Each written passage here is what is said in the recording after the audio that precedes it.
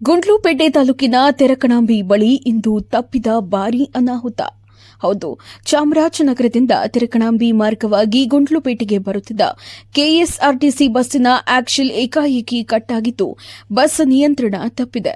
ಜಿಲ್ಲಾ ಕೇಂದ್ರದಿಂದ ಹೊರಟಿದ್ದ ಬಸ್ ತೆರಕಣಾಂಬಿ ಜೆಎಸ್ಎಸ್ ಶಾಲೆ ಬಳಿ ಅಪಾಯಕರ ಸ್ಥಿತಿಗೆ ತಲುಪಿದ್ರು. ಚಾಲಕನ ಸಮಯ ಪ್ರಜ್ಞೆ ಹಲವಾರು ಜೀವಗಳನ್ನು ಉಳಿಸಿದೆ.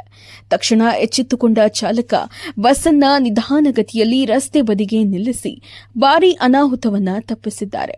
ಆದರೆ ಈ ಘಟನೆ ಮತ್ತೊಂದು ಗಂಭೀರ ಪ್ರಶ್ನೆಯನ್ನ ಎತ್ತಿದೆ. ಯೋಗ್ಯವಲ್ಲದ ಬಸ್ಸುಗಳು ಇನ್ನೂ ರಸ್ತೆಗಿಳಿಯುತ್ತಿವೆಯೇ?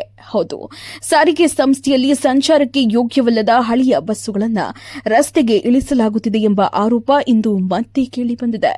10 ಲಕ್ಷಕ್ಕೂ ಅಧಿಕ ಕಿಲೋಮೀಟರ್ ಸಂಚರಿಸಿದ ಬಸ್ಸುಗಳನ್ನು ಗ್ರಾಮಾಂತರ ಮಾರ್ಗಗಳಿಗೆ ಬಿಡುವುದು ಜನರ ಜೀವಕ್ಕೆ ಅಪಾಯ ತಂದಿಡುವಂತಿದೆ ಎಂದು ಪಟ್ಟಣದ ನಿವಾಸಿ ಮಂಜುನಾಥ್ ಆಕ್ರೋಶವನ್ನ ವ್ಯಕ್ತಪಡಿಸಿದ್ದಾರೆ. ಈ ಹಿನ್ನೆಲೆಯಲ್ಲಿ ಸಾರಿಗೆ ಇಲಾಖೆಯ ಅಧಿಕಾರಿಗಳು ತಕ್ಷಣ ಎಚ್ಚೆತ್ತುಕೊಂಡು ಜನರ ಜೀವ ರಕ್ಷಣೆಗಾಗಿ ಕಠಿಣ ಕ್ರಮ ಕೈಗೊಳ್ಳಬೇಕಿದೆ.